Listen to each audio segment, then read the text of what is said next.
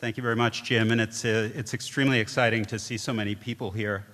And it's a great pleasure and honor to welcome Professor David Harvey to the Penn Humanities Forum. David Harvey is unquestionably one of the leading scholars in the humanities today, and certainly one of the foremost social theorists working within the Marxist tradition. If I may share with you a brief confessional moment, I want to say that his work has been a great inspiration and source of instruction for me, but also something of a vexation. I've just completed a book on post-Marxist theory, and whenever I turned to David Harvey's work, I felt that the whole premise that somehow Marxism had suffered a fatal blow was shaken by the rigor, the comprehensiveness, the vitality, and the urgent relevancy of David Harvey's work. And any time one looks at his work, one also sees that he destroys any facile cliches about leftist dogmatism. In his hands, Marxism becomes a supple tool of analysis, and his work becomes a model instance of the possibility of combining passionate engagement with cool level-headedness, utopian optimism, and balancing realism. David Harvey is the Distinguished Professor of Anthropology at the Graduate Center of the City University of New York. He received his PhD in geography from the University of Cambridge in 1961, and geography has remained his primary home discipline throughout his career, even though he's been extraordinarily wide-ranging in his work. He taught for many years at Johns Hopkins University. He returned to England in the late 1980s and early 1990s to serve as a professor at the University of Oxford. And then in 2001, he took up his present position at CUNY.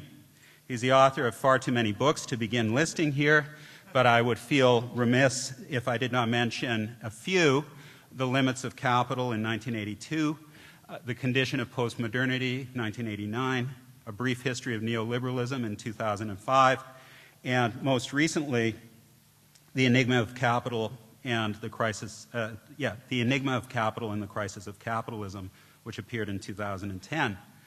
When Jim English and I planned this series on adaptations, we felt it was crucial to address the theme of capitalism. After all, capitalism is nothing if it is not adaptive. Indeed, if the theory of evolution has sometimes been pressed into the service of the analysis of capitalism, it bears remembering that, in fact, Charles Darwin's breakthrough idea of competition came from reading Thomas Malthus, a political economist. There is no shortage of praise for the adaptive capacities of capitalism. Neoliberals would celebrate these as signs of capitalism's power of innovation and growth, and possibly nothing less than the expression of the human spirit's imagination and yearning for improvement. From the vantage point of neoliberalism, what Joseph Schumpeter once called creative destruction has often been celebrated as the positive, triumphal power of capitalism. Yet even for Schumpeter, who was no friend of socialism, creative destruction was at best a very mixed thing, ultimately for him threatening the very survival of capitalism. And more distantly, reaching into a more distant history, it's important to recognize that creative destruction, in fact, is a central idea, if not phrase, in Karl Marx himself. After all, Marx writes in the Communist Manifesto, the bourgeoisie cannot exist without constantly revolutionizing the instruments of production, and thereby the relations of production, and with them the whole relations of society. David Harvey has restored the idea of capitalism's creative destruction to its proper place in a critical theory. He recognizes the inseparable relations between capitalism's dynamism, its instabilities, and tendency toward periodic crisis, and also its efforts to manage these contradictions and crises. As a geographer and urbanist, Harvey has written pioneering inquiries into both the spatial and temporal dimensions of these processes. In tracing capitalism's continuous efforts to overcome the limits to profitability, he has described, for example, a time-space compression in which increased speed of turnover, innovation of ever faster transport and communication, and flexible accumulation drive an ever more frantic pace. Likewise, he has analyzed the urban space as a spatial fix for periodic crises of overaccumulation, seeing in the built environment a mechanism that absorbs huge amounts of surplus capital. Questions of spatiality have also fueled Harvey's theory of globalization. Globalization, in Harvey's view, can be seen as the ultimate form of time-space compression. Globalization allows capital investment to move instantaneously around the globe, devaluing fixed assets and laying off labor in one urban conglomeration, while opening up new centers of manufacture in other, more profitable sites of operation. Globalization, in this view, does not resolve capitalism's crises and contradictions, but merely moves them around geographically. Contra Thomas Friedman, Harvey's globe is not at all flat, but it's very uneven and it's very shifting. Space matters in this analysis, not only to capitalism, but also to the resistances that capitalism provokes. We invited David Harvey to Penn months before the Occupy Wall Street movement began. Clearly, the Occupy movement highlights the urgent need to interrogate the meaning of space in capitalism. Space not just as a medium through which capital flows or becomes fixed, but also space as the indispensable site of contestation. In a recent piece on Occupy Wall Street, Harvey underscores the movement's rootedness in what might be called the most basic tactic of democracy, and I quote, "To occupy a central public space close to where many of the levers of power are centered, and by putting human bodies there, convert public space into a political commons, a place for open discussion and debate over what that power is doing and how best to oppose its reach." Close quote. The capacity of this tactic to provoke those at the levers of power is more than clear in the stunning willingness to employ force, even if that force is dressed up in a language of concern for cleanliness, hygiene, and public safety. So I won't say anything further. We have a very provocative title this evening, The End of Capitalism, with a question mark. I'd like to welcome Professor Harvey.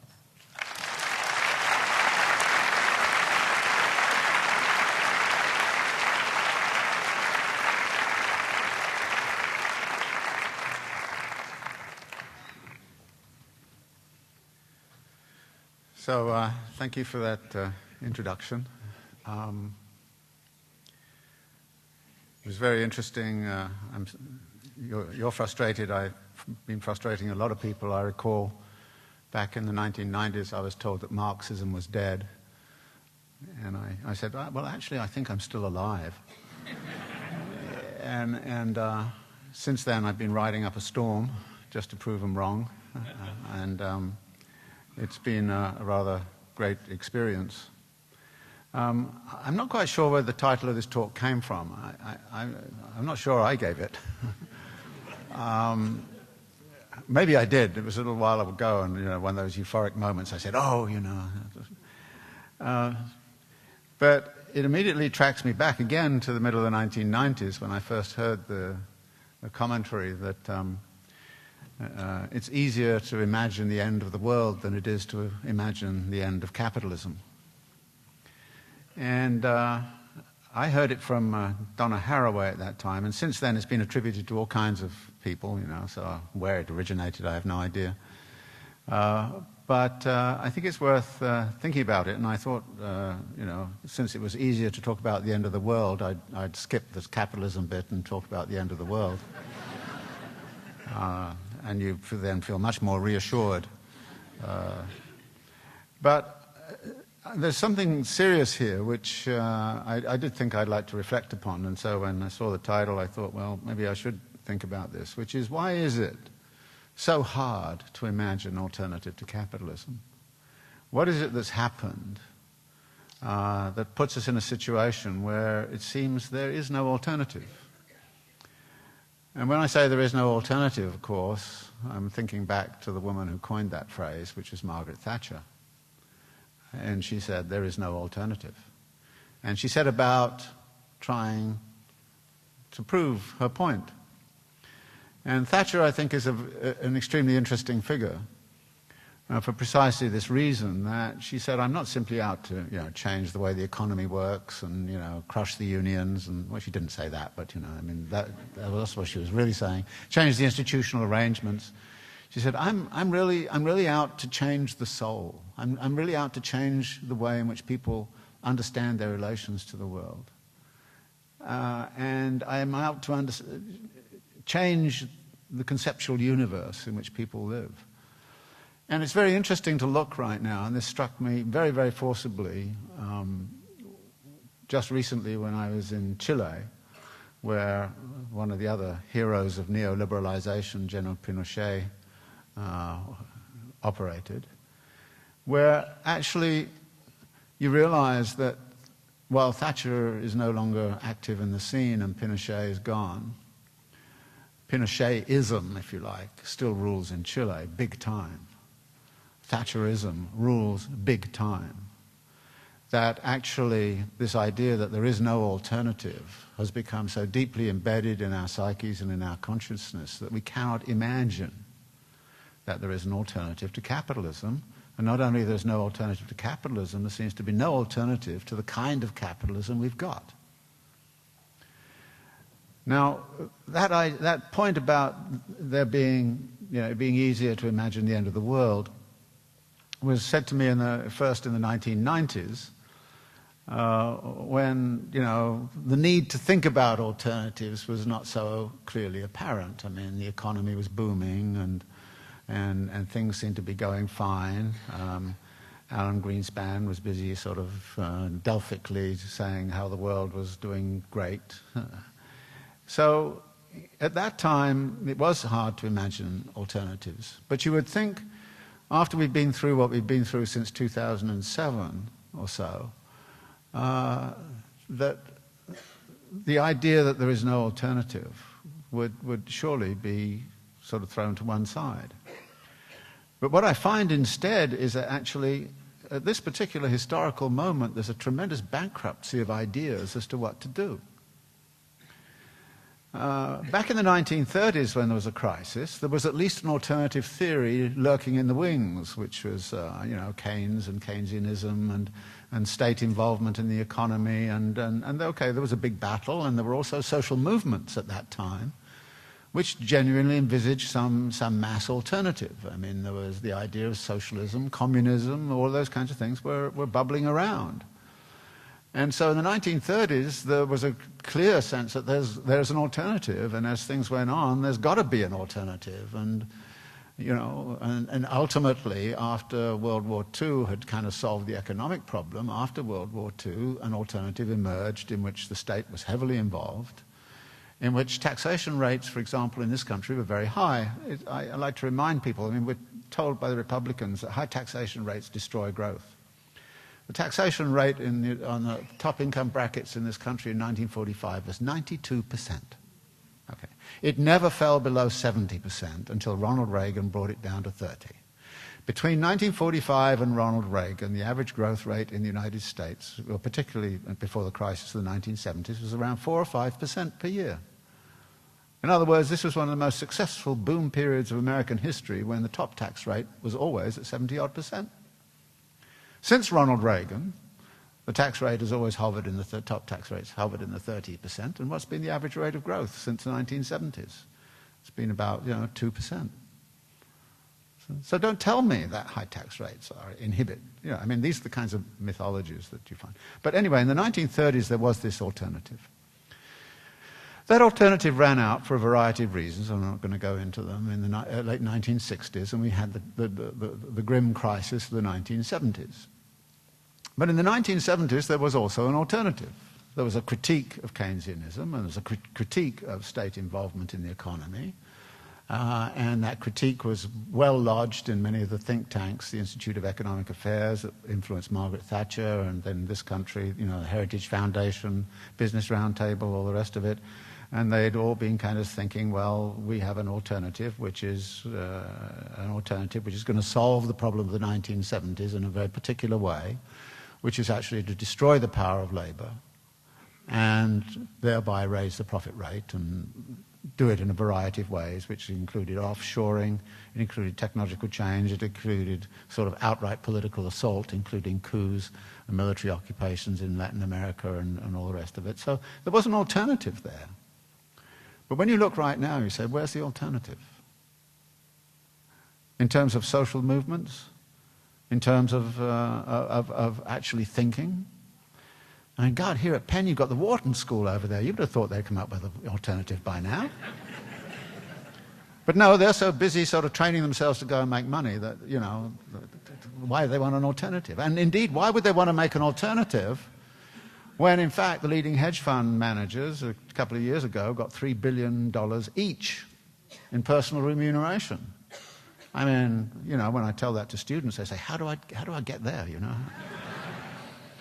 So here we are in this situation. And actually, you know, I want to talk about some other issues, but I think that right now what you see is the world divided, roughly divided into two camps.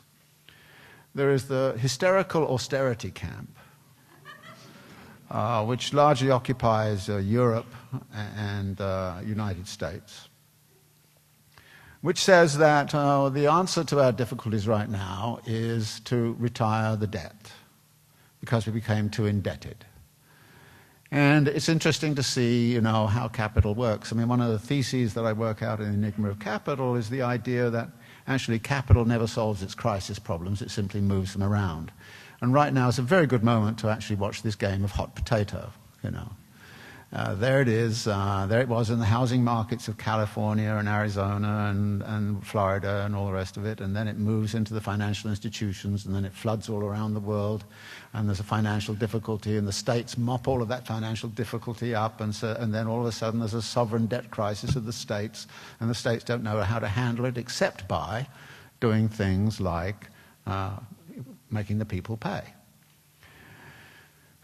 And the people at a certain point are going to say, no, we've had enough. I mean, I think the people of Iceland kind of voted not to pay, and I think that eventually there's going to be a lot of movements of that kind, and we're beginning to see that in the Occupy Wall Street kind of thing paying. But notice how you're shifting the burden around. And I was struck by this yesterday. We had a demonstration at CUNY over the increase in tuitions at CUNY.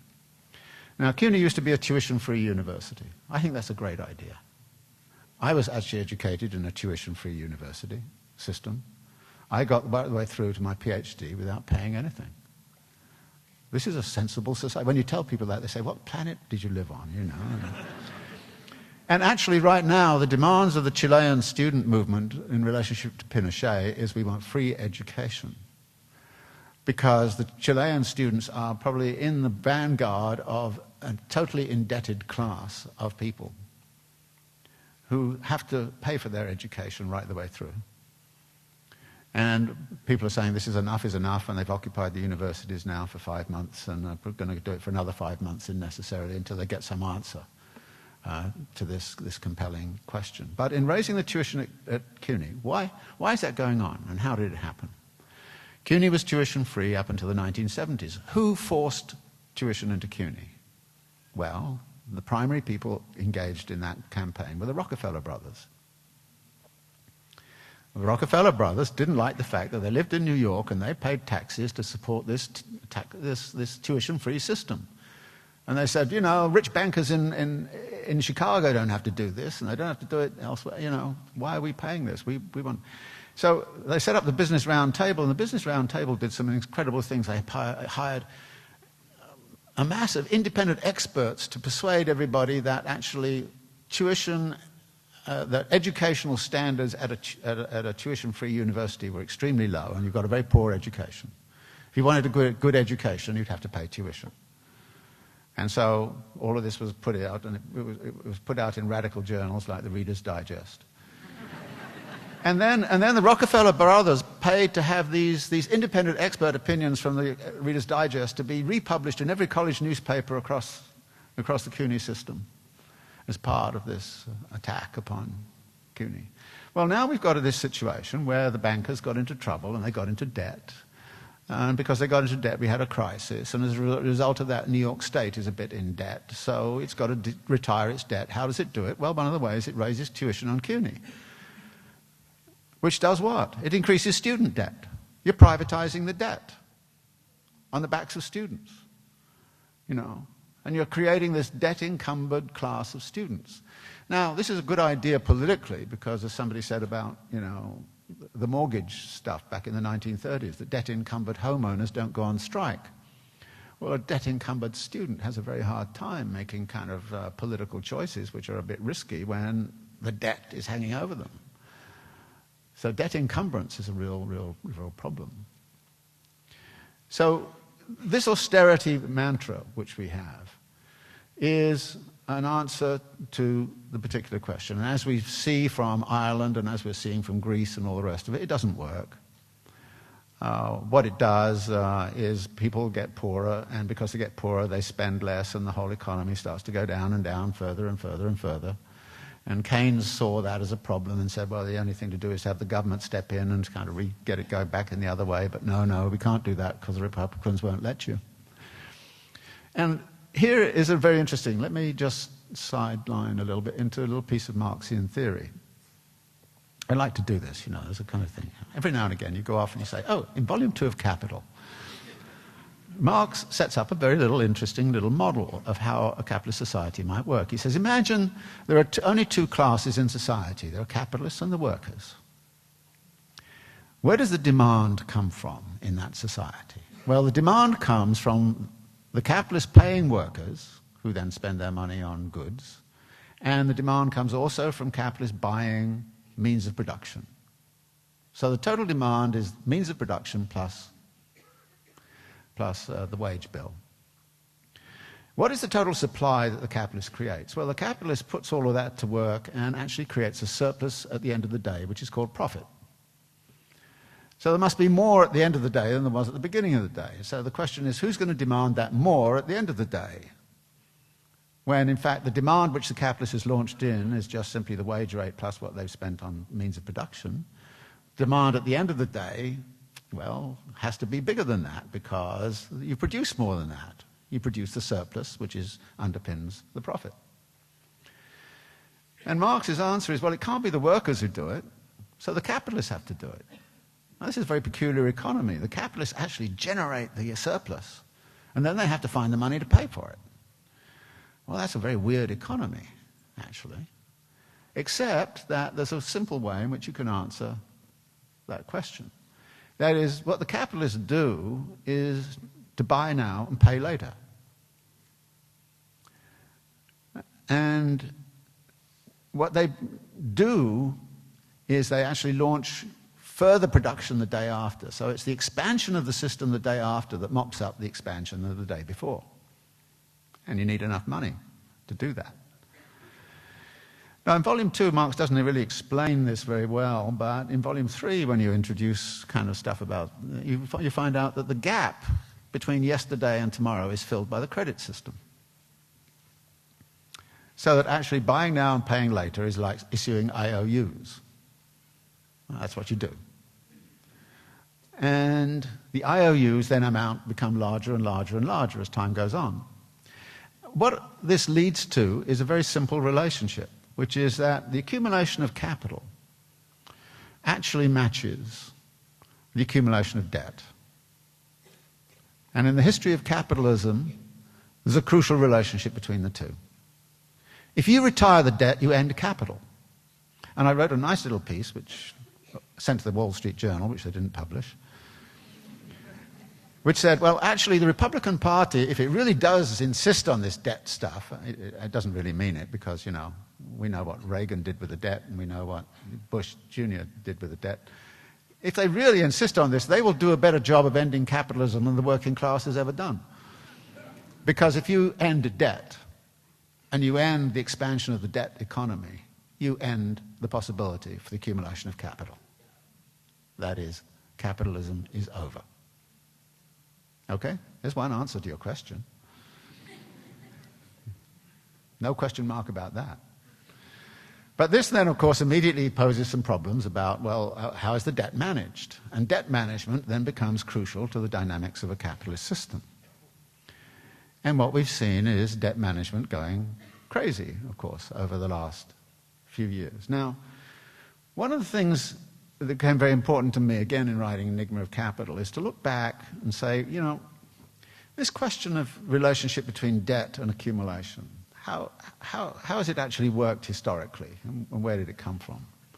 And I found a very, very interesting mass of literature back on the 16th, 17th century, which the economic historians have created, which is about what they call the fiscal military state.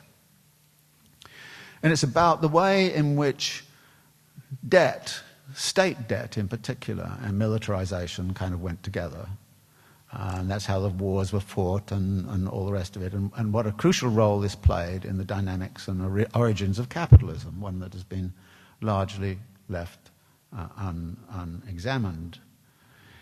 And out of this came this idea that, well, actually, capitalism requires something that I called a state-finance nexus, which is some sort of configuration of state and capitalist power, which working together can actually orchestrate what needs to be orchestrated in terms of this relationship between debt accumulation and accumulation of wealth. It has some way to do that. And if you look historically, you find that this begins to become apparent, particularly in British history, the formation of this debt-finance nexus. Now, the contemporary version of this struck me very forcibly in the wake of the bankruptcy of Lehman Brothers. Because who appeared on television after the bankruptcy? We didn't see the president. Who did we see? We saw Ben Bernanke, who's the top of the banking system. And we saw Paulson. That's the state-finance nexus. They were it. And at that point, they were the ones who came out with bits of paper and said, you've got to do this, you've got to do that, you've got to do this, you've got to do this, you've got to do this. And Bush kind of said, oh, yeah, okay, all right, yeah, fine, yeah, all right, fine, yeah, ooh, ooh. We all were like that. They came out, they decided. That was the state-finance nexus at work. And it was a very, very brilliant thing, because the state-finance nexus, by and large, doesn't want to be seen. It always remains hidden. There's a great book about the Federal Reserve that is called The Secrets of the Temple. It's almost like a feudal institution, sort of, there. You know, it's a bit like the Vatican, that you can't tell what's going on, and you expect the Federal Reserve to pump black smoke out of its at one point or other, or white smoke on another day. So you kind of it's very powerful. Now, actually, this history is wonderfully recounted in a number of ways. And quite by chance, I read a historical novel by Hilary Mantel called To Will Fall, which is about a man called Thomas Cromwell. And actually, the subtext of that book is about the formation of the state-finance nexus. It's about the way in which the monarchy had to negotiate with the merchants, and the merchants connected to the monarchy. And Cromwell was the one guy who kind of, after working with Cardinal Wolsey, figured out you follow the money and then you know where everything is. That's what it's all about. And so he was the one who was crucial in creating, if you like, the origins of this finance, state-finance nexus. Now, how does this state-finance nexus work, and what is the balance of power within that state-finance nexus? And this is, I think, seems to me a kind of crucial question, because what we see, we don't really see this very easily. You have to look for indicators of it. But let me give you what I think was perhaps the crucial moment when we saw a switch of power relations. And that switch of power relations was most clearly revealed to me when Bill Clinton was elected to the presidency. And there is this story, which I'm assured was not apocryphal, where he was sitting with his economic advisors, but even before he was sworn in. And being Bill Clinton, he was always thinking about, well, how do I get re-elected and all this kind of stuff. And he was asking his economic advisors, what to do in terms of economic policy and how to do it. And the advisors were telling him things, and he was getting irritable and more irritable. And at the end, he burst out and he kind of said, you mean to say my re-election chances and all of my economic policy has to be geared to the ideas of a bunch of fucking bond traders? And the answer was yes. And look what Clinton did. He came in promising us universal health care. What did he give us? He gave us the WTO, he gave us NAFTA, he gave us the reform of welfare as we know it. He actually is partly to blame for this whole kind of subprime fiasco because that's the 1990s. That's when you started to bottom feed in the housing markets.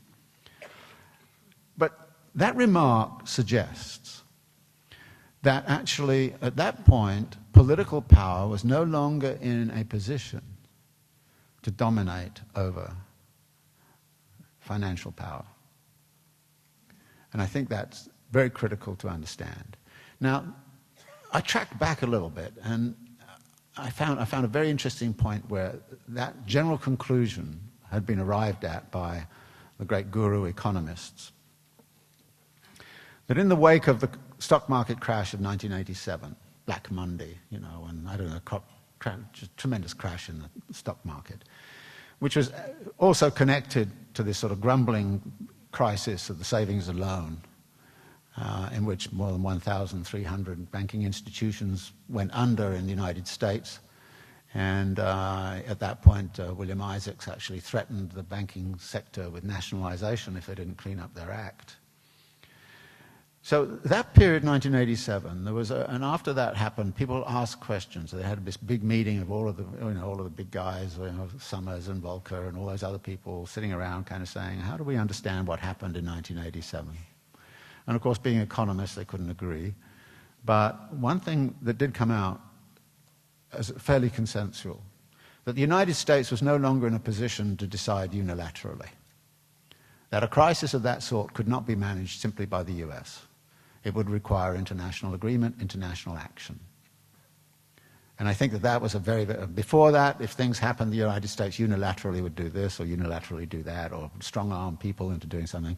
It was the hegemon, as we call it. It dominated the world system. It was able to do what it wanted to. But in 1987, it suddenly found it couldn't do it. And thereafter, what we've seen is a growth, as it were, of this whole kind of question of where's the political power located that can manage this whole system?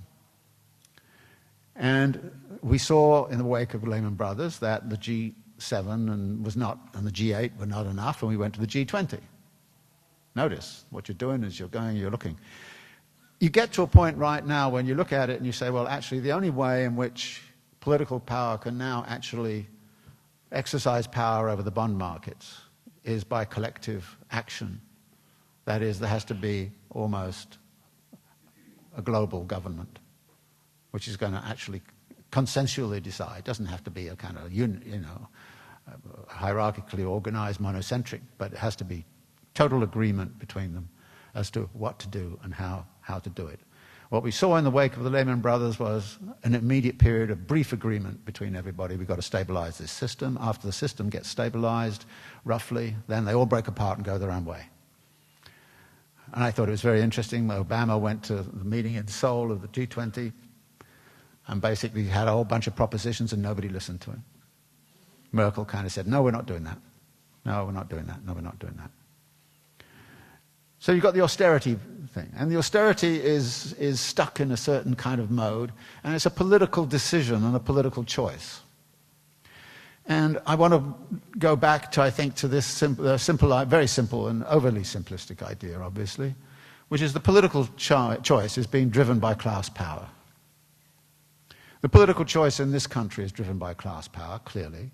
And this is what the Occupy Wall Street people are saying, basically. We've got to confront that power. And it's very interesting. I can't remember so many cops surrounding the Tea Party rallies. And they would turn up with guns, and maybe the cops kind of thought, oh, well, we better keep out of there, But, 100 students at CUNY, and we have something like 300 cops outside glaring at you, pushing you around. I mean, this is kind of, seriously, this seems to be a major threat to political power, simply to talk about social inequality and the inequalities of political power which go with it. The fact that the party of Wall Street, as I call it, owns both political parties. It owns Congress. But then I suppose it's done it ever since Mark Twain remarked that Congress is the best that money can buy. And so you've got this and of course they dominate the media, and indirectly they dominate the judiciary and everything else. So we live in a class-dominated society where the one thing you can't talk about is class domination, because there's something nasty about that. You might be socialist or something awful like that. So here we have this, and this strategy is, of course, has been long-standing. And it's a way of using the debt for political purposes. Now, there's a sort of saying, you never let a good crisis go to waste. And in this instance, what we've seen is a couple of crises which have not gone to waste. But I'd like to suggest to you there's a certain continuity here. When Ronald Reagan came to power, what did he do? He reduced the top tax rate from 70 to 30%, as I've already remarked. He had an arms race with the Soviet Union, huge arms race, which was deficit financed. And towards the end of the Reagan administration, David Stockman, his budget director, said, well, our plan was to run up the debt in such a way that in order to retire the debt, we could get rid of all of the social programs we didn't like and cut all of the environmental regulations which industry doesn't like. And that, of course, was what they set about doing. So the debt was an excuse to do that. It was an excuse to lead a class assault upon social welfare structures and a class assault upon environmental regulation. What did George Bush Jr. do? Fought 2 unfunded wars, cut the tax rate on the top, big deal with Big Pharma to sort of give them loads and loads of money. None of it was funded. The debt was run up like crazy. All the time that he was in power, Dick Cheney always said, Ronald Reagan taught us deficits don't matter. That's the Republicans for you. Deficits don't matter. What he really meant was, well, when we get the debt up there far enough, we'll be able to go after all the social programs and all the environmental regulations we don't like. And what the hell is happening right now? That is exactly what they're doing. It is a class assault upon the well-being of the most vulnerable people in the population, and it is a class assault upon anything to do with environmental, sustainability. So this is a political choice. And it is a political choice in Britain, and it's a political choice throughout much of Europe. That what you're doing is, everybody's pointing out, what you're doing is actually succoring the rich and screwing the poor. But that's been going on for some time. Actually, that's what the IMF did to Mexico in 1982.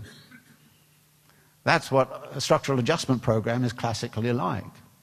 I'm very proud of the fact that a book that I published in 2003 looked at the aggregate data of the United States and said, look, in any other case, the United States was ripe for structural adjustment.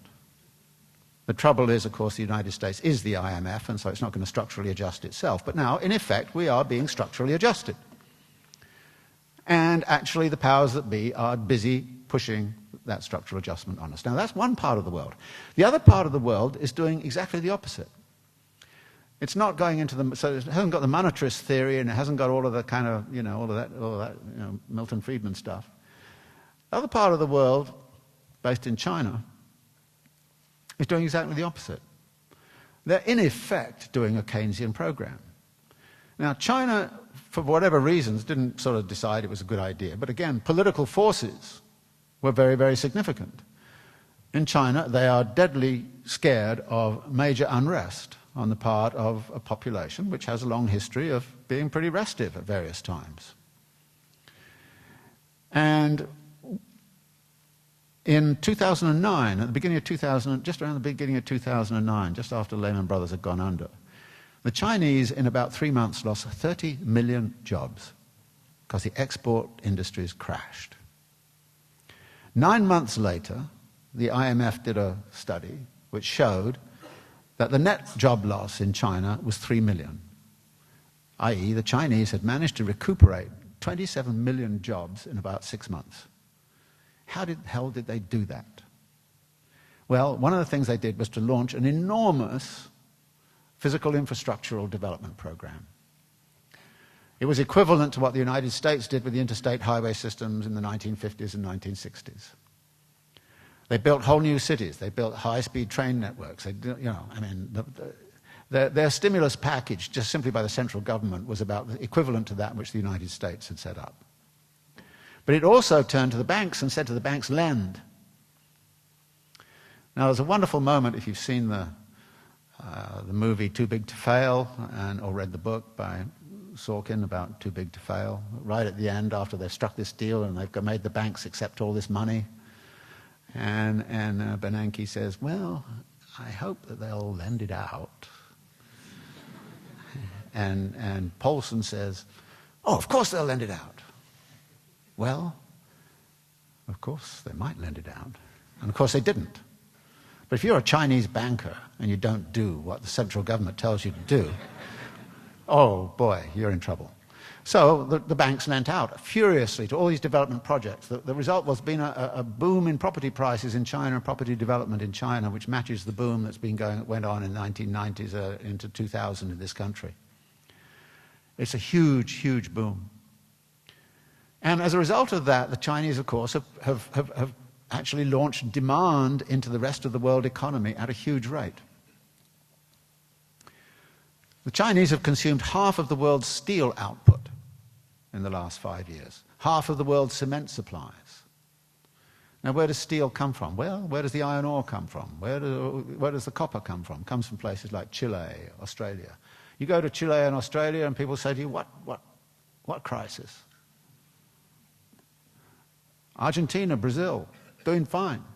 Expanding by 5-7% because China's expanding at 10%. India's catching up with China now. So half of the world is on this expansionary game, and the other half is on this austerity game.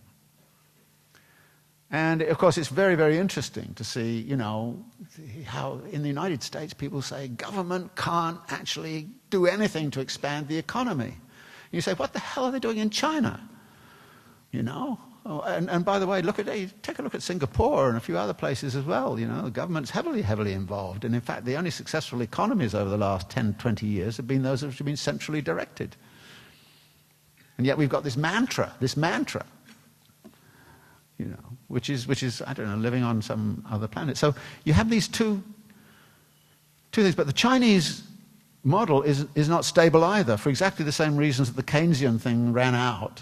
But China's gone through the Keynesian thing of the 1950s and 1960s in this country, almost compressed in about 3 years. And one of the things I started to get nervous about was the great bugaboo of the Keynesian thing, which is strong inflation. Inflation in China has been edging upwards and actually zooming upwards. And of course, inflation in many of the other countries around it, in Argentina, Brazil, and so on, has become a real problem. So here you have deflation, and there you have inflation. One half of the world is being monetarist, and the other half is being Keynesian. Well, we've tried both of those solutions sequentially in time, and they didn't work. Now we're trying them geographically, half and half of the world doing this, and the other half doing that. Neither of which is going to work. So where's the third solution? And in the China case, they started to cut back, and it's very interesting. Just today I read, they started to cut back a few weeks ago, and suddenly property prices started to crash in China. They went down by 20% in about 3 months in some of the key cities in China. And everybody started to panic. And now what has the government done? It's actually gone back and said, okay, banks, lend. Get back into the game.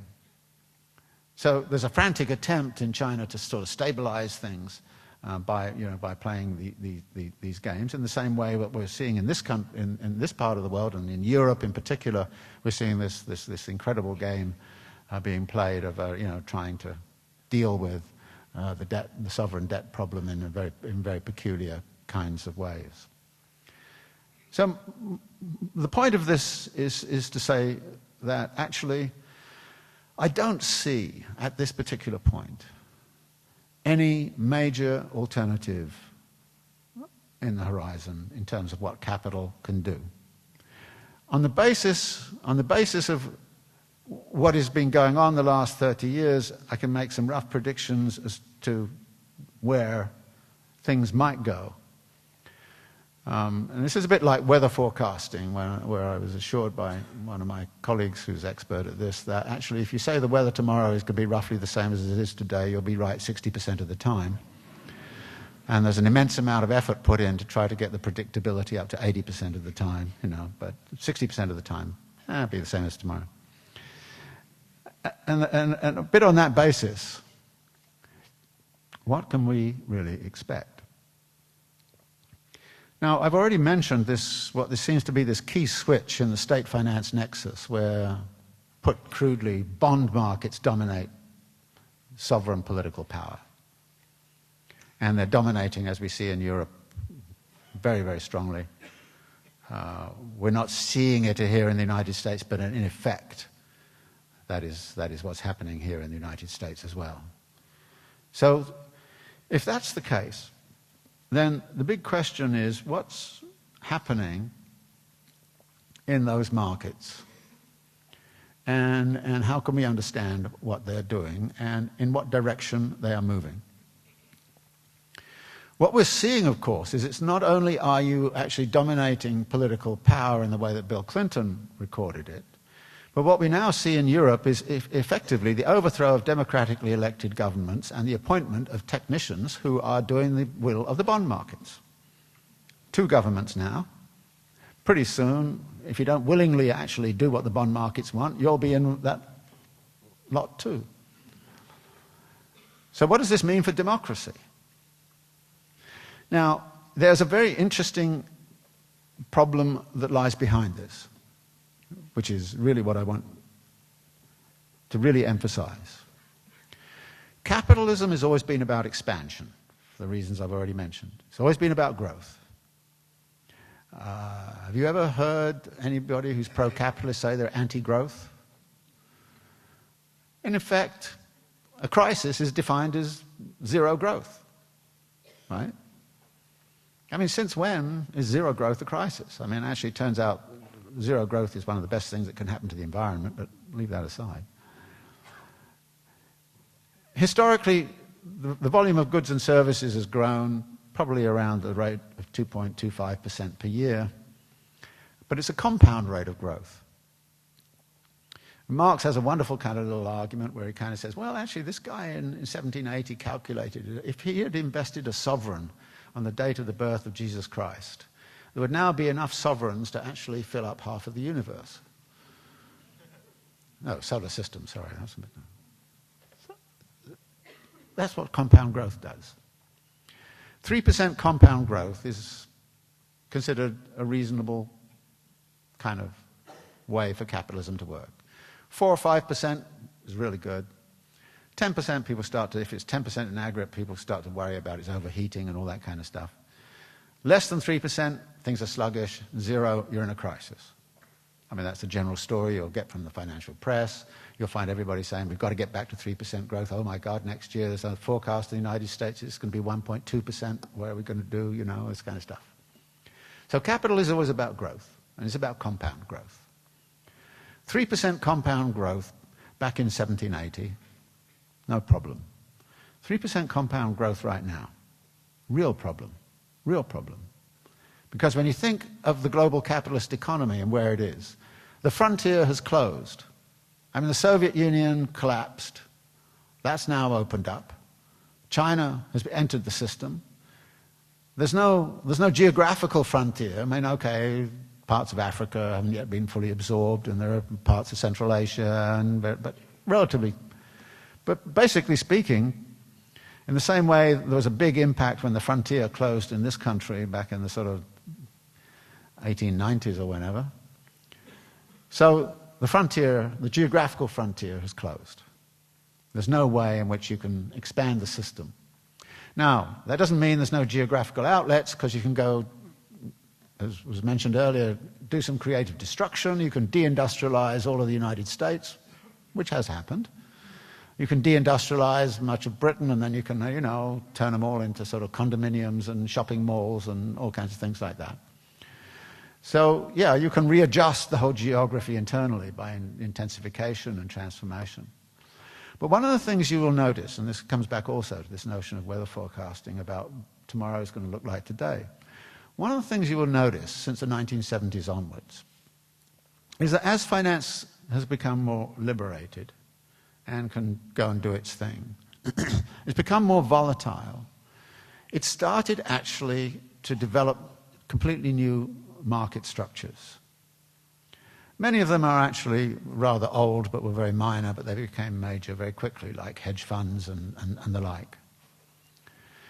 And what that suggests is that actually the credit system is in itself generating new market possibilities for the accumulation of wealth. And that is precisely what we've been seeing, of course, in what's happened in financial markets since the 1990s in particular. And as the credit markets become capable of generating more and more wealth almost internally, people can suck more and more wealth out of it. And much of the concentration of wealth that's occurred in the world has occurred through, of course, sucking wealth out of financial markets. I mean, the hedge funds I mentioned, $3 billion each. I mean, I thought it was pretty outrageous in 2003 when the leading hedge fund people got $250 million each, but now they get $3 billion. I don't know, one of them who got $3 billion 2 years ago is having a hard time this year, poor fellow. So I think that what we have here is a category that I really like in Marx. It's called fictitious capital. That actually, fictitious capital has always played a very important role in the dynamics of accumulation for the reasons that I've mentioned about, getting from yesterday's, supply to, today's demand kind of thing. But fictitious capital has become much more significant in the system. And as fictitious capital has become much more significant, so what we've seen is a kind of almost a closure of how that fictitious capital works. Now, when you use the word fictitious capital, people can say, well, it's a very abstract concept. Give me an idea of what you mean. What I mean is this. There's a very interesting positionality of financial institutions. Who lends the money to the developers who build tract housing around San Diego? The financial institutions do. Okay, so the tract housing is built, the laborers get paid, everything goes on, and then at the end of the day, the houses are there. Who do they sell them to? Well, they sell them to some people who need a mortgage to buy them. Who provides the mortgage? Well, actually, the same financial institution that actually funded the developers also provides the mortgage. And in fact, they had package deals when the developers started to develop. You could go, the financial institution would offer you a deal, where you can get in on it even before it's built. Things like that. So you could actually... Now, you see what's happening here is that actually the financial institution regulates the supply and the demand. All right? And, of course, because it's regulating the supply and demand, it is also in a position to manipulate prices. And as it manipulates prices, and so pretty soon, you get the asset bubble in the housing market going on and on and on. And if at the end of the day, the financial institution can't find anybody to buy it because they haven't got enough good credit rating, you say, well, instead of 20% down, why don't we say 10% down? And then after a bit, well, instead of 10% down, why not 5% down? After a bit, we get our money out of fees anyway. We don't care about the mortgage. We just package it off and sell it to some unsuspecting municipality in Norway saying it's as safe as houses. And the fact that later on they won't be able to pay their police service is too bad. So this is the way fictitious capital works. And what we've seen are more and more signs of fictitious capital operating in this way, and immense wealth being extracted in this way by certain classes in a society. And along with that goes a tremendous concentration of wealth. And what we've seen, as everybody obviously knows, over the last 30 years, is tremendous concentrations of wealth and income, and that wealth and income then has tremendous implications for the wielding of political power. So you end up with a following prediction, that if this system continues and we do not make any radical changes in it, and I see no sign of any radical changes coming from pretty much any quarter, if we make no radical changes in it, we're simply going to perpetuate in which one half of the world is going to be actually drawing immense wealth on the basis of fictitious operations, while the rest of us will be looking for enough to eat. And we know already the amount of poverty and the amount of hunger amongst children in this country has been increasing, and we will see that in many other parts of the world. So here's, if you like, that one scenario. And where, but then you ask the question, who is really kind of confronting the dynamics of that scenario, and is able to tell us exactly why it's happening in the way it's happening. This takes a lot of hard work and a lot of hard thinking. And frankly, we just don't have institutes of thinking that actually are prepared to grapple with these sorts of questions in the degree they need to be grappled with. I mean, I try and do my little bit, but, I'm pretty isolated.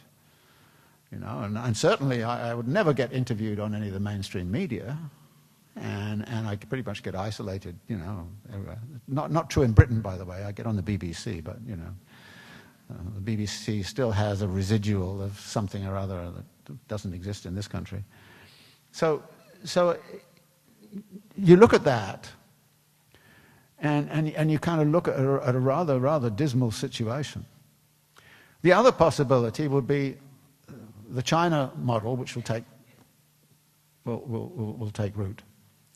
And it's interesting, there are a number of think tanks in this country, and I've been reading the commentaries on them, many of which are beginning to say, this big stuff that's going on is so big that obviously democracy can't work. That we need these macro decisions to be made by an elite group of people. And in fact, we need to set up a form of governance in this country which rather parallels that of China. I mean, people are seriously, they don't say it that way, but in effect, that's what they're saying.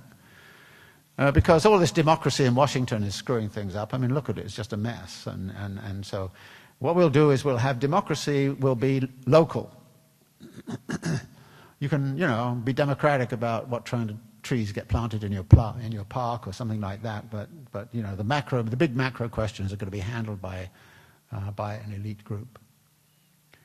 So the China model starts to become rather attractive as actually a form of governance that can actually work. But, as I've suggested, the 3% growth, compound growth, which is not quite being achieved in the global economy right now through this balance of the China growing at 10% and India at 9% and the United States at 1% and Europe at 0%. That scenario is not possible to go forward over the next 50 years. That is, something radically different has to happen. And that radically different can either be the scenario I just said, which would have capital actually move into a completely fictitious world, in which it would almost be a kind of virtual capitalism, where people would be living on vast amounts of wealth and power, probably a concentration of wealth and power that would have 50 families control about 80% or 90% of global wealth, which is not impossible given the current dynamics. I mean, the number of billionaires who've erupted in India in the last, there were 26 billionaires in India 5 years ago, there are now 69. The billionaires in China are now catching up with those in the United States. So, these concentrations of wealth are already there, and they're not going away. They have not been hurt by the crisis. In fact, they've increased during the crisis. So you either look at an increasingly polarized society in which the wealthy will live in their ghettos and the rest of us will be sort of scrabbling for scraps around everywhere else. It's either that, or else there's going to be some sort of radical eruption against all of this. And then the question arises, well, where do you start and what do you have to do in order to devise an anti-capitalist economy? What would an anti-capitalist economy look like? Now, to me, that is in itself an extremely interesting question. Because what it has to do is to actually talk about what is the nature of capital and what is it that we have to be anti. And there are two arguments, again, that come out of Marx, Volume 2. The first is that money is not capital. Commodities are not capital. Even the buying and selling of labor power is not capital. What is capital is a class relation between capital and labor in the act of production that allows capital to extract a surplus from the work of the laborer. What that leads to is to say, well, the alternative to capitalism has to be worker self-management. And Marx again and again actually says the associated laborers in charge of their own production processes, making their own decisions, should be the base of any alternative system. Now this is odd, because Glenn Beck and others always goes on about how, Marxists are always about state domination, about this and that and that and this. Not true. Marx was about the associated laborers controlling their own production processes. But, the end of Volume 2, you have a problem. How do you actually control and coordinate the activities of these many, many different groups controlling their own production? How do you make sure that if you want to make a car, that the steel is there, and enough steel is there, that enough rubber is there? How do those proportionalities work out? The general idea in theoretically under capitalism is the market does it for you. And that the alternative, which is sort of centralized state planning, is a disaster. And right now the left doesn't want to talk about any kind of centralized state planning because, the left is basically about local action and local, it's all in favor of the associated laborers controlling their own thing, but not thinking about the question of coordination. So how does coordination work? Well, actually, the corporations know how to do it, because actually the corporations don't work through the market very much. They actually have a control and command system back through their supply chain. They send an order down their supply chain and say, we want so much steel, or we want so much, of this, or so much of that.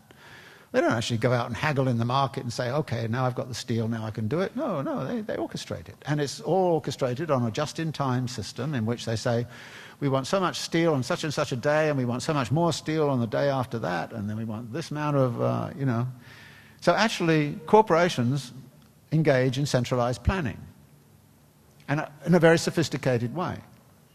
And it's not hard at all to imagine that capacity for centralized planning, it currently exists in corporations. Walmart, for example, does it beautifully.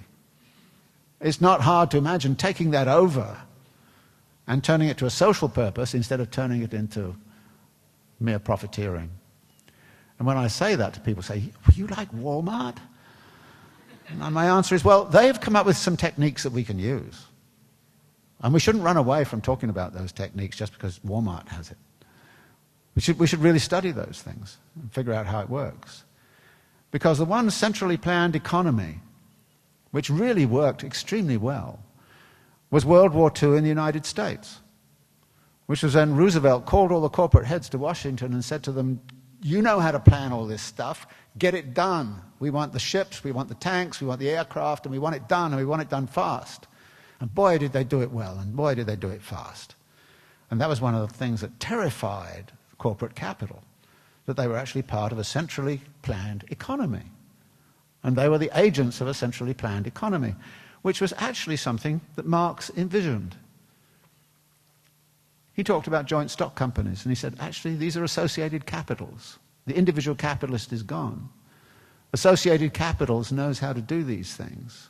That is the transitional organization that can take us into another world. And I think that is, if you like, one of the ideas that I'd like to throw out. That there is an alternative, and it already exists. We just have to be able to go in and understand how it's working right now and how it can be converted to something completely different. That is what we need to do. But before we do that, we've also got to demystify all of this nonsense, which we're taught, by the neoliberal economists and even the Keynesians, that somehow or other deepening what we're currently doing is going to be the answer to the difficulties we're in. Compound growth forever is impossible. An alternative has to arise in which there's a zero-growth economy. Economic inequality has to be eradicated. Environmental degradation has to be stopped. And there's only one way to do it, and that's to end capitalism. Thanks very much.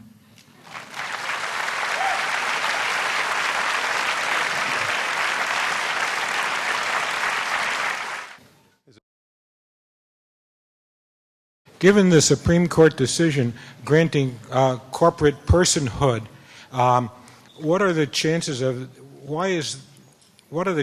that's going to make it much more difficult to end capitalism? And is Russ Feingold, in his efforts to undo that, a worthwhile first step?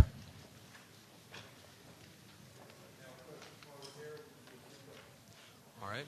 Well, Professor Harvey, just thank you so much for a wonderful talk. My name's Nick. I'm an undergraduate from out at Swarthmore College, and on Monday, Robert Putnam came to Swarthmore College, and I think one of the things he was saying was that in America today, the distribution of social capital, which is really one of the focuses of his work, has come to mirror more and more the distribution of financial capital.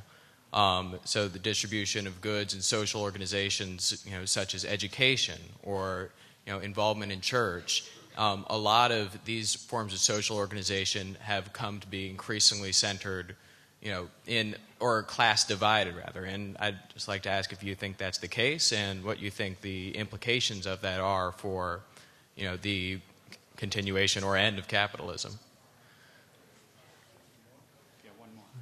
Okay. Hello. Thank you for being here. On my way over here tonight, I was hearing the news about President Obama campaigning for the extension of the payroll tax deduction, the reduction, I think it's 3%, whatever. And I'm wondering if this is not a part of a long-term strategy to create, basically to destroy Social Security, as that is what it funds.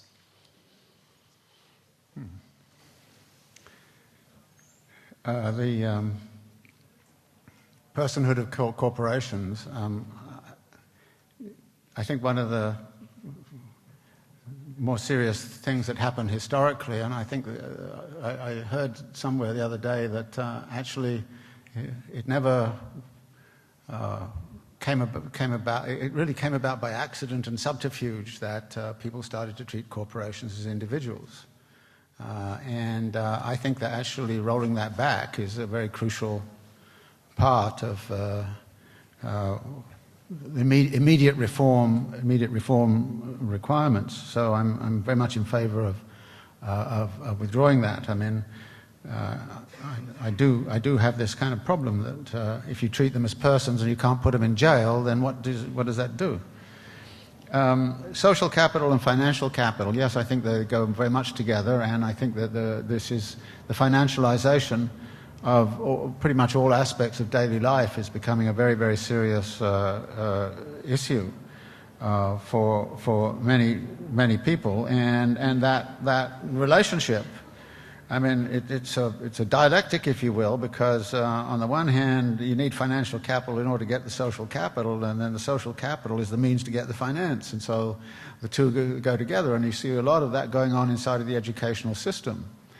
I've lost count of the number of times when I ask sort of kids, for example, sometimes casually, well, what do you envisage doing when you graduate? And they say, well, I'm going to go and make money.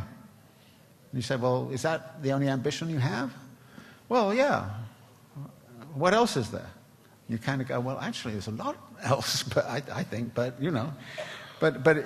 this is what I mean by, we're all neoliberals now without knowing it, and we're all kind of Thatcherites without knowing it. And it's so deeply ingrained now in our ways of thinking that we, I mean, even I wake up in the morning and go and check my financial capital, and particularly my pension fund, and say, "Oh my God, another day it's gone down another 5%." But so we get that involvement, and I don't know. I'm not so sure about this payroll tax thing. I think in the immediate, I mean, I would worry about Social Security for other reasons, but for obvious reasons, but. I think this is the only way that Obama, who would like to do some modest Keynesian kind of stimulus, can get it through by putting the Republicans in such a box that they can't really say no. And to the degree that financial stimulus is going to be absolutely crucial to his re-election chances, then I see it more as a sort of short-run kind of an attempt to get a bit of a mild stimulus through this payroll tax extension. I don't attach anything more sinister to it than that. But it could, of course, impinge upon the future of Social Security, but I think that's another kind of question that can be resisted in its own right. Yeah. Yeah, thank you, Professor Harvey. I just have a question. I'd like to hear some of your comments on what's taking place in Latin America, particularly a lot of the social strides in Venezuela, Bolivia. I just read that Daniel Ortega, the new president of Nicaragua, is not going to be recognized by Washington. So kind of something along the lines, do you think Washington is threatened by what's going on in Latin America? Do you think that the Bolivarian Alliance for the Americas can be a significant way to keep the money circulating within Latin America? Do you think there's a hope there for kind of another alternative possibly in the near future? Thanks. Hi, Professor Harvey. Please forgive my bouncing. I have a 3-month-old on my shoulder. Yeah. I wanted to know what your message would be tonight to the folks who are going to be coming out of jail at the Roundhouse and for the others who've been either occupying at City Hall with them or who've been supporting them. Yeah. You suggest that zero growth is the model, but with a growing population, where will the jobs come if you have zero growth? Okay, the message to the jailed folk is the struggle continues. It has to. You can't stop. I mean, I think it's terribly important at this moment that we be persistent. We've had all of these movements over the last few years that have erupted and then gone down, and in effect, the powers that be are used to the idea that there's going to be a massive march one day, and then it's all going to disappear, and nobody's going to notice. That's why I think it was so important to occupy the space and keep it occupied. And I think we have to keep on occupying spaces as much as we possibly can, recognizing, of course, that this is running into all of the problems you know full well, but it's very important that we not get diverted and divided. That's the other issue that I would say. Let's keep solidarity. Let's keep let's keep at it and keep the message simple, because there's a very simple problem here, which is just simply the concentration of wealth and power and the way in which it is exercising political domination. That's it.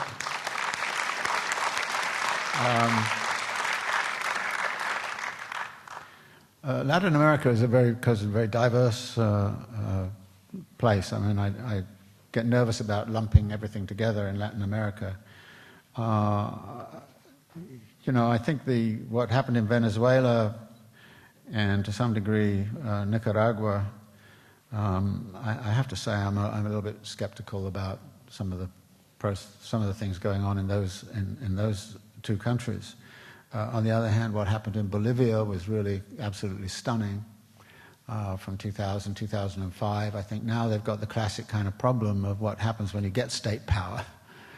And I think Morales is in a difficult situation of having to compromise, if you like, with the outside forces and to some degree with his own internal bourgeoisie, and he also needs to extract the resources to get the money to develop, and at the same time the indigenous populations, and so there's a very difficult situation emerging in Bolivia. But I have great admiration for what the Bolivians have done, and similarly I have great admiration for what's going on in Chile. I mean, it's really stunning what the students are doing, and they're extremely articulate, very well organized. And I went to a high school, and some of the high schools are occupied, and it's incredible just listening to 15-year-olds talking about, political processes and so on. And by the way, something that's very interesting about the Chilean movement is that in 2006 there was an eruption in the high schools. This is the same cohort that did the eruption in the high schools in 2006 that's now in the universities. They know what they're doing. But they've been at it for 5-10 years, and I think we have to also imagine ourselves being at this for 5-10 years, because this is not going to be solved very easily. Political power is incredibly nervous. I mean, you can see by the way in which they're orchestrating police presences and all this kind of stuff. It's just kind of just amazing. So it's going to be a long haul. Sorry, what was the last question? It was zero growth. Yeah, you know, I've been around a long time, and I've heard that actually the problem of global poverty can only be solved by redistributing out of growth. That's what I've heard since 1950. I'm old enough to remember what they said in 1950. It never happened. It's got worse. Now, if there was going to be real redistribution out of growth, I would say, yeah, let's have a bit more growth then. And I think I'm not against growth everywhere or of every sort. You know, obviously, you've got to be nuanced about it, and there are some parts of the world where growth, I think, is probably necessary. Yeah, but you know, some of the growth you see around in the United States, do we really need that? You know, I mean, and a lot of that growth is around crazy consumerist kind of nonsense and can easily be dispensed with. And then you kind of say, well, you know, but if people are not going to consume, then where are the jobs going to come from? Well, you know, this is like, you know, I used to have these big fights with my mother. My mother says, you can't get rid of capitalists because they give us jobs. And you say, excuse me, there are all sorts of other ways you can get jobs. I mean, we can go out collectively and do stuff. I mean, there's loads of stuff needs to be done. I mean, there are schools falling apart. There are all kinds of things. You know, loads and loads of work needs to be done. All we need to do is to find adequate incomes and adequate, you know, living wages and things like that for all of those jobs. And if we took the billions that are earned in 1 year and distribute them around and sort of had living wages for you know, thousands of people, then you know, you'd have the jobs and much more useful things were being done. I mean, you know, so I think it's perfectly compatible to have a zero growth and considerable redistribution of resources that allows everybody to have a decent standard of living. I mean, right now you have half of the world living and getting obese because it can't, you know, it keeps on consuming far too much. And the other half is trying to live on less than $2 a day. It doesn't make sense. It doesn't make any sense whatsoever. So I think that it takes a political movement to redistribute, but a lot of redistribution has to be pushed into the political agenda.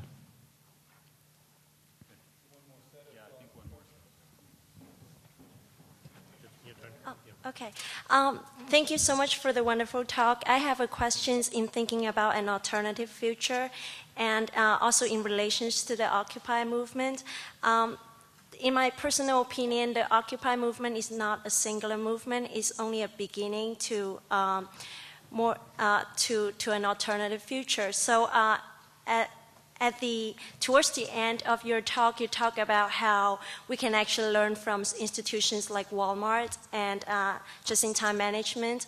And I just wonder if you have any specific comments about how we can actually integrate these technologies into future social movements.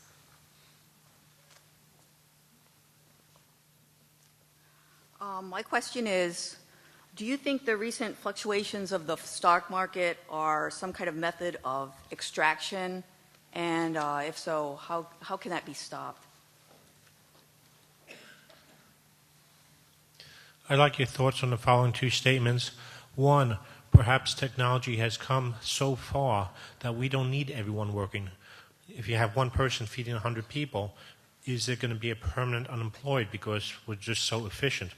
The second thing is overpopulation is surely a fundamental driver of many problems, and sooner or later we're going to hit into an environmental wall. How do we address the problem of world overpopulation? Let's take one more. Thank you. You spent a long time making a really great case for the end of capitalism, but since there isn't a David Harvey think tank yet, I wondered if you could elaborate a little bit more on some of the solutions and maybe give us an agenda. Well, you'll have to get me back next year to do that. Well, I'll match that with actually the first question. I think, you know, social movements are bubbling up all over the place with different ideas. One of the arguments I have with many of my students and also with some of the people in the social movements, is that they're often a bit of a victim of what I call a fetishism of organizational form. That there's only one organizational form that's going to work. And you know, well, the favored one is horizontality. Everything has to be horizontal. And I kind of say, well, and I love these assembly things and horizontality and all of that. I think it's great. On the other hand, you know, if I'm, and I say, imagine you're on a jet and you're flying across the Atlantic, and all of a sudden the pilot comes on and says, well, we've got a bit of a hold up here. The air traffic controllers in New York City have gone into assembly mode and are now deciding whether they prefer United Airlines to Continental in terms of their labor practices. You know, there are many aspects of the contemporary world which are what I call tightly coupled systems, which need instantaneous decision-making. I wouldn't want my anarchist friends in charge of a nuclear power station, for example. And you can say you don't want nuclear power, and I tend to agree with that, but on the other hand, there are many systems like that. And so you have to start to think about organizational forms that can actually address the nature of the problem that you're looking at, instead of kind of saying, I'm not going to touch that, because if you violate horizontality, and if you're hierarchical, you're a Leninist pig, you know, I mean, I get called that anyway, but so you kind of go,